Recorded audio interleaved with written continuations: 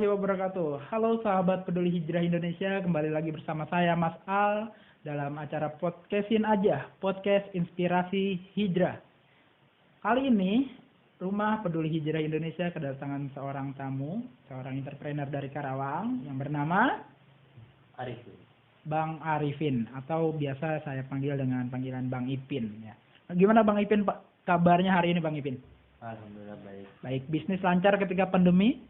Alhamdulillah bisnis lancar, pas Oke. pandemi malah meningkat. Pas pandemi malah meningkat justru ya. Ini dan menarik. Pekerjaan aman. Pekerjaan aman. Ya. Oke, kalau boleh tahu aktivitasnya sehari-hari ini apa Bang Ipin? Sehari-hari saya yang pertama saya ngajar. Ngajar. Guru atau guru? Kebetulan Dosen. jadi dosen. Oh, dosen. Ya. Dan ngajarnya alhamdulillah masih dalam bentuk online, jadinya waktu masih bisa buat mondar-mandir masih bisa saya saving, jadinya buat menjalankan bisnis yang lain. Gitu. Oke. Jadi punya bisnis juga nih. Ya, alhamdulillah punya bisnis. Bisnis apa kalau boleh tahu? Ada 2 bisnis, Ada yaitu tentang aparel, fokus di dunia kebersihan. Kebersihan aparel ya? Ya, aparel. Terus yang kedua itu hijab. Bisnis hijab. Ya. Oke. Kalau yang aparel ini maksudnya gimana nih, kebersihan aparel ini kayak laundry kah atau apa? Ya kayak semacam laundry, tapi laundrynya kita lebih fokus lebih ke aparel. Jadinya yang kita terima itu kayak aparel anak bayi, contohnya kayak stroller, stroller, walker, car seat, terus baby box dan lain-lain. Dan kami juga menerima kayak munisi sepatu, helm, tas, itu juga kami bisa gitu. Oh, jadi item-item yang sebenarnya jarang untuk dilondrikan ya, mungkin ya. Karena yang setahu saya ya laundry yang biasa tuh ya laundry baju, pakaian, celana, kilauan kayak gitu kan. Kalau kayak gitu kan gue belum pernah lihat sih, kayak ada di pinggir jalan gitu laundry stroller bayi, laundry sepatu kayak gitu. Gue di Cikarang belum ada gitu kalau di Cikarang. Iya, jadinya kita tuh kayak lebih fokusnya ke bagian aparel gitu, bukan ke pakaian. Nah, segmen itu yang masih jarang. Iya, karena masih jarang juga. Jadi karena jarang ini justru punya peluang yang besar kan untuk mencapai marketnya, mencapai targetnya juga. Iya, alhamdulillah. Terus kebetulan juga di musim pandemi gini kan orang mau ininya bersih. Oh ya, peralatannya bersih segala macam. Oh, makanya omsetnya pun meningkat ketika pandemi. Iya. Oke, ini justru pandemi bisa menjadi bisa dibilang suatu berkah juga untuk usaha seperti ini ya. Iya. Karena kan biasanya nih usaha-usaha lain ketika pandemi justru terdampak. Bahkan ada yang tutup usahanya, bahkan ada yang pengurangan karyawan segala macam. Justru di apparel care ini atau kebersihan perlengkapan aparel kayak gini malah justru semakin meningkat ketika pandemi. Iya, kebetulan. Dan kebanyakan orang-orang karena pandemi gini kan nggak mau keluar rumah. Jadi kita ada fasilitas pick up delivery. Jadi kita ambil, terus nanti habis itu kita antar. Dan kita cuma nerima yang di dalam kota doang. Jadi kalau ada beberapa customer yang dari luar kota, dia minta, waktu itu pernah dari Cikarang, dari Tambun, dia minta di pick up. Kita nggak mau. Oh, karena kejauhan mungkin atau gimana? Karena udah di luar kota, kemungkinan dapat nanti pas bawa barang banyak kena razia polisi, takutnya kan nggak boleh bawa barang terlalu banyak. Apalagi udah beda kota. Jadi rata-rata ya misalnya mereka yang dari jauh, waktu itu pernah dari Lipo, Cikarang, terus dari Tambun. Itu dari Cikarang, Tambun itu ke Karawang sengaja untuk cuci perlengkapan bayinya gitu? Dia cuma datang, nganter. Terus nanti kalau udah selesai dia datang lagi buat ngambil gitu. Dia memang khusus nggak mampir kemana dulu gitu. Oh ya, karena memang ya setahu saya pribadi di daerah Cikarang itu masih jarang, bahkan kayaknya belum ada katanya. Saya belum pernah lihat untuk jasa pencucian yang khusus untuk stroller bayi, untuk sepatu kayak gitu. Ini belum ada di Cikarang. Ini mungkin bisa menjadi suatu peluang tersendiri ya untuk sahabat peduli hijrah yang ada di Cikarang, mungkin untuk inspirasi bisnisnya kayak gini gitu. Nah, yang saya penasaran lagi, brand dari bisnisnya ini apa? Kalau boleh tahu. Kebetulan semua brand bisnis kita itu kita namain Arang. Aran. Ya, semuanya kita namain Aran. Kayak misalnya kayak tadi apparel kita namain Aran Apparel Care. Aran Apparel Care. Iya. Terus yang hijabnya? Aran hijab gitu. Kalau hijab ya kita namain Aran hijab. Apa itu? Aran itu apa sih? Maksudnya ada makna khusus kah atau gimana itu? Sebenarnya Aran itu sebenarnya Aran itu nama dari kita. Kita. Ya. Kita. Bukan. Saya sama istri. Oh, sama istri. Oh, jadi udah nikah. Udah, alhamdulillah saya normal. Oke, ya normal. Ya normal, saya juga normal. Jadi udah nikah ya, udah berkeluarga juga ya. Keluarga, kebetulan kita mencari nama-nama itu. Oke. Sebenarnya itu nama kita dan momen-momen kita tuh kita abadikan di Instagram, namanya Aran Stories. Dari Aran Stories itu kita mau buka usaha nih, kita bukalah namanya Aran Apparel Care. Terus mau buka usaha hijab, kita buat brandnya namanya Aran Hijab Official gitu. Oke. Karena ini yang untuk Aran Apparel Care sendiri udah berdiri seberapa lama berjalan? Kalau Aran Apparel Care itu mulai fokusnya itu bulan Februari 2020. Bulan Februari 2020, berarti udah 1 tahun lebih ya? Iya, itu udah 1 tahun lebih. Itu udah di situ udah mulai banyak kita dikenal banyak orang gitu. Oke. Untuk ya misalkan ya kan ketika Bang Ipin mulai usaha Aran Apparel Care ini, tentunya nggak ujuk-ujuk pas mulai langsung banyak customer dong. Nggak ujuk-ujuk pas mulai langsung banyak yang datang untuk memakai jasanya. Nah itu gimana sih kalau boleh tahu nih, kulik-kulik sedikit, sharing ke teman-teman caranya? Awalnya itu kita harus meyakinkan customer bahwa kita tuh mampu untuk memegang aparel kesayangan mereka gitu. Oke. Dan kita pegang dengan kualitas yang terbaik gitu, kita kasih yang terbaik gitu. Bukan karena untuk orang memberikan atau sih mencuci aparel kesayangan mereka dan aparel baik itu mereka sangat hati-hati. Nggak sembarangan mereka mau nyuciin gitu. Karena nggak sembarangan juga untuk keahlian khusus juga mungkin ya untuk mencuci perlengkapan seperti itu ya. Iya, jadinya kita bagaimana meyakinkan. Dan saya pun ketika saya iklanin di Facebook, Instagram, terus ke Google, itu pun foto yang saya berikan itu adalah foto-foto real hasil garapan saya gitu. Ini benar-benar foto kayak ini saya pernah garap baby box, ya udah ini foto baby box yang pernah saya kerjakan. Kalian kerjakan gitu. Iya, jadinya bukan saya ngambil dari Google terus saya watermarkin atau saya ngambil dari teman saya watermarkin atau saya ngakuin, saya enggak. Kami lebih pengen kasih ini loh pelayanan kita, hasil kita gitu. Bukan hasil orang tapi kita jual, tapi kita pengen hasil kita yang kita jual gitu. Biar mereka menilai oh ternyata begini hasilnya gitu. Kalau mereka nilai baik, oh baik bagus baru gitu. Nah, mungkin kan di awalnya kan ya nggak untuk promosi ya. Untuk promosi kan kita pakai ini sendiri gitu kan, yang udah kita kerjakan sendiri gitu kan ya. Nah, untuk awal-awal kan belum ada klien tuh. Nah, terus gimana tuh biar dapetin klien awalnya buat promosinya tuh? Nah, awalnya itu ketika pasti ada yang nanya. Awalnya kan kita cuma nulis bahwa menerima nyuci stroller dan lain-lain gitu. Berarti tanpa foto. Tanpa foto gitu ya. Terus ketika itu ada customer yang nanya, saya mau nyuci. Nah, di situ kita harus bisa meyakinkan customer bahwa kalian menyerahkan barang kesayangan kalian ke orang yang tepat gitu. Jadi ketika dia menyerahkan itu mereka dengan tidak berat hati tapi dengan bangga menyerahkan untuk dibersihkan dan pulang dengan bersih gitu.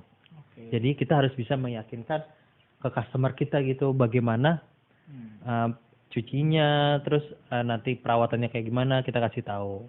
Nah dari situ kita akan dapat kan, habis itu kita foto nih, udah bersih kita foto, jadi portofolio kita, dari portofolio kita itu baru kita jualnya dalam arti jual diiklanin bahwa ini loh hasil kita. Dipromosikan. Iya.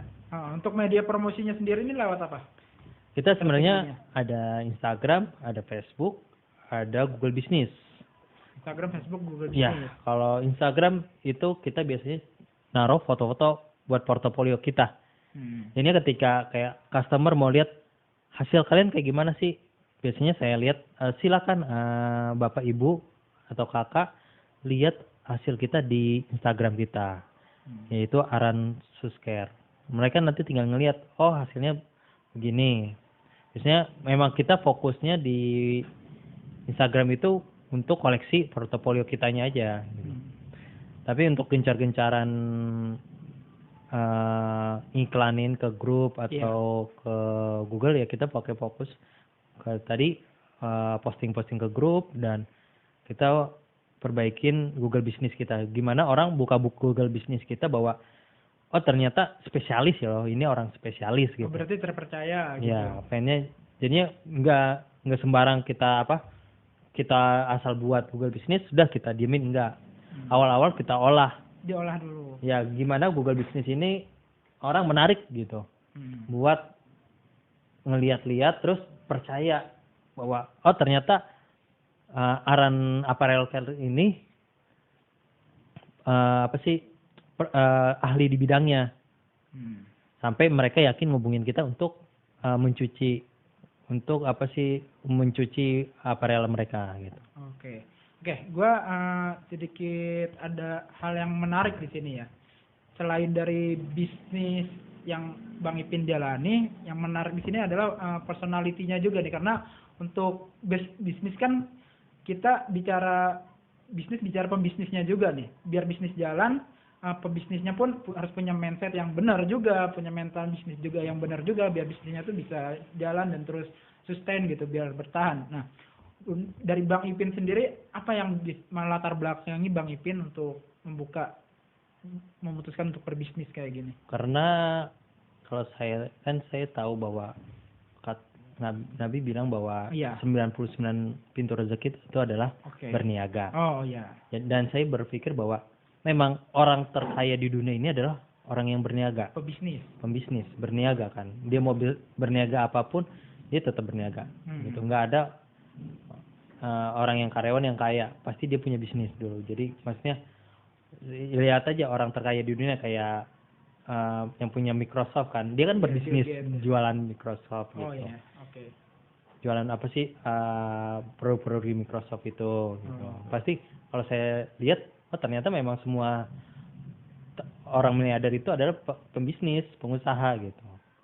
Jadi intinya untuk mencari keberkahan rezeki, ya kita salah satu caranya dan peluang paling banyak tuh dari kita berbisnis atau berusaha ya, melalui berniaga gitu ya. Iya. Benar sekali.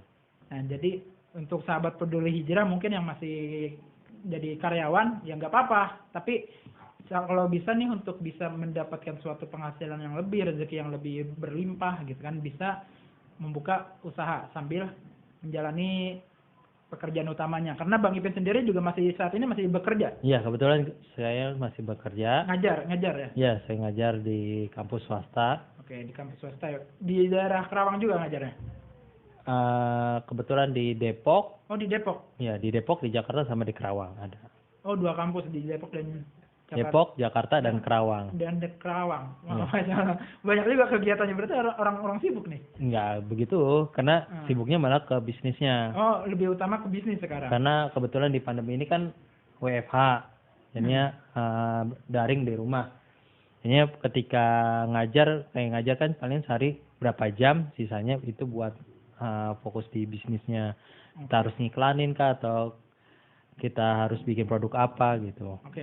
Berarti lebih fokus ke bisnis. Untuk penghasilan berarti lebih besar dari bisnis sekarang ya, daripada dari ngajar. Kira-kira aja, nggak usah disebutin nominalnya nggak apa-apa. Kira-kira berarti lebih besar dari bisnis gitu.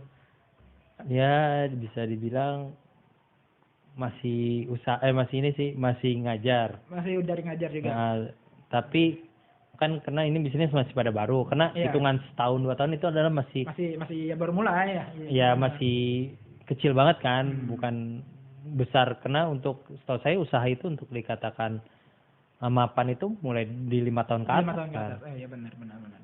Berarti untuk kedepannya kira-kira nih ada niat untuk resign dari kerjaan ini nggak, dari ngajar? Atau ini ngajar nih passionnya nih, bisnisnya cuma sampingan aja gitu? Kalau resign kayaknya enggak. Karena kan ngajar salah satu amal jariah kan. Amal. Oh ya benar. Kita mengamalkan ilmu yang sudah kita pelajari gitu. Jadinya pengennya ketika ngajar itu yang dipikirkan bukan kita berpenghasilan berapa. Betul. Tapi pengen ikhlas berbagi ilmu gitu. Berbagi ilmu. Ya biar ilmunya bermanfaat. Iya. Pak, kalau boleh tahu nih latar belakangnya ngajarnya bidang apa, Bang? Kebetulan saya kena S1, S2 dan S3-nya beda-beda. S1, S2, S3-nya bukan campur gitu bukan. ya. Ini beneran S itu ya. Iya, kebetulan kena bidangnya beda-beda. Kayak S1-nya elektro, S2 teknik elektro. Ya, teknik elektro, S2-nya sistem manajemen informasi. Manajemen informatika. S3-nya? S3-nya ini lagi masih kuliah S3 di bidang teknologi informatika, lebih ke TI-nya gitu. Oh, lebih ke TI-nya. Iya. Oke. Oh, kalau saya pikir-pikir dari pendidikan sama model bisnis kan agak beda ya, enggak yang sejalur gitu. Sejalur nggak sih? Kalau dibilang sejalur, belum. Belum ya, tapi mungkin akan ada bisnis lain nanti. Insya Allah ada, karena masih ada inovasi-inovasi yang lain. Oh, ada rencana kedepannya apa kalau boleh tahu nih? Punya ide buat bisnis apa lagi kedepannya? Karya apa? Masih kayak lebih mau bidang IT juga, bidang elektro juga, kayak misalnya rumah cerdas, kita buat apa tuh? Sebuah komponen yang kita bisa mantau rumah kita bisa lakukan matiin lampu dan nyalain lampu. Oh, kayak semacam software gitu ya? Kayak software bukan itu hardware ya. Hardware-nya. Hardware dan softwarenya. Jadinya kita bisa ngontrolnya semua lewat handphone gitu. Oh, walaupun kita pergi jauh di mana gitu, kita bisa ngontrol semua yang ada di rumah gitu ya, elektroniknya. Iya, jadinya kayak kita misalnya. Ini keren nih. Kayak udah malam nih, kita lagi masih di luar kayak gini, kita mau nyalain lampu tinggal lewat handphone gitu. Oh, oke. Ini bisnis masa depan nih kayak gini. Sebenarnya tapi untuk saat ini sebenarnya masih udah ada. Iya, udah ada, tapi belum bisa belum kayak familiar gitu. Oh ya, belum umum ya, karena mungkin masih sedikit yang ini ya, yang pakai ya. Iya, masih sedikit yang pakai. Okay. Tapi kan kayak sekarang kayak beberapa brand-brand besar, brand-brand kayak lampu kayak Philips itu kan dia udah membuat kayak gitu, dia udah buat aplikasi plus hardware-nya. Walaupun cuma kayak kita mau mainin lampu, pakai hardware lampunya pun itu kita bisa. Oh gitu, bisa ya. Oh udah canggih sekarang. Nah, pengennya tuh kita satu unit itu bisa ngontrol semuanya gitu. Oke. Jadi ide bisnisnya kedepannya salah satunya itu. Ya, terus juga kebetulan kan Kerawang daerah panas, kita bisa manfaatin kayak pembangkit listrik tenaga surya. Oh iya. Jadinya atap-atapnya kita pakai tenaga surya kan, solar cell. Jadinya kita bisa produksi listrik sendiri. Ya. Setidaknya listrik berapa persen kita bisa backup gitu. Oke. Wah, keren nih. Kebetulan di Yayasan Peduli Hijrah sendiri masih kekurangan teknisi nih Bang Ipin nih. Ya siapa tahu kan bisa mewakafkan tenaganya, pemikirannya untuk Yayasan Peduli Hijrah sendiri gitu kan. Barangkali. Kalau dekat mah nggak apa-apa, jauh. Oke. Siapa tahu nanti Yayasan Peduli Hijrah buka cabang seluruh Indonesia, ada yang di Karawang. Nanti Bang Ipin mungkin bisa ikut ngurus Yayasan Peduli Hijrah yang ada di Karawang. Amin. Oke, Bang Ipin, untuk menutup perbincangan kita hari ini mungkin ada pesan-pesan atau yang ingin disampaikan untuk sahabat Peduli Hijrah yang ada di rumah? Kalau saya pesannya bahwa jangan malas-malaslah belajar. Jangan malas-malaslah belajar. Iya, karena dari kita mau apapun kita harus belajar. Oke. Kayak misalnya kita berbisnis, kita harus belajar bisnis. Bisnis itu apa? Biasanya mau kayak gimana marketingnya gitu. Kita kan dibedakan antara bisnis sama jualan gitu. Betul. Kalau bisnis kita kan lebih ke teknik ilmunya kayak gimana nih, harus marketingnya harus kayak gimana, itu kan harus belajar juga. Harus dipelajari juga. Iya, harus dipelajarin. Karena kalau kita nggak tahu teori, tapi kita langsung praktek, kita bisa habis modal. Iklan-iklanin tapi kita nggak tahu tekniknya, itu juga habis modal. Terus tapi kita tahu teknik tapi kita nggak pernah praktekin, sama aja bohong gitu kan. Jadi kalau bisa kita jangan sampai malas belajar. Apapun kita cari ilmunya, gali, dan yakinlah bahwa semua ilmu pasti kita bisa pelajarin kalau kita mau gitu. Bukan berarti semua ilmu kita bisa ngerti, enggak. Kayak misalnya kita mau ilmu tentang kayak tadi bisnis fashion, ya udah kita fokus di bidang itu, kita pelajarin, karena satu bisnis itu pun banyak banget ilmunya yang harus kita pelajarin. Itu jadinya jangan malas-malasan untuk belajar, dan jangan sampai kapanpun kita memang harus belajar. Dan kan karena kan kalau umat Islam pun tetap harus belajar kan. Karena beragama harus punya ilmu juga. Tuh, biar kita tidak nyesatin maksudnya ke jalur yang salah. Oke, terima kasih banyak untuk inspirasinya Bang Ipin. Untuk menutup sesi podcast hari ini, saya semalam ingat nonton IG live-nya Kang Dewa Eka Prayoga. Beliau mengatakan untuk memulai bisnis kita butuh keberanian, tapi untuk menjalankan bisnis kita butuh keilmuan. Jadi untuk sahabat peduli hijrah yang ingin berbisnis, mulai dengan keberanian dan jalaninya dengan keilmuan. Saya Mas Al dan saya Arifin. Sampai jumpa di podcastin aja episode selanjutnya. Wassalamualaikum warahmatullahi wabarakatuh. Waalaikumsalam.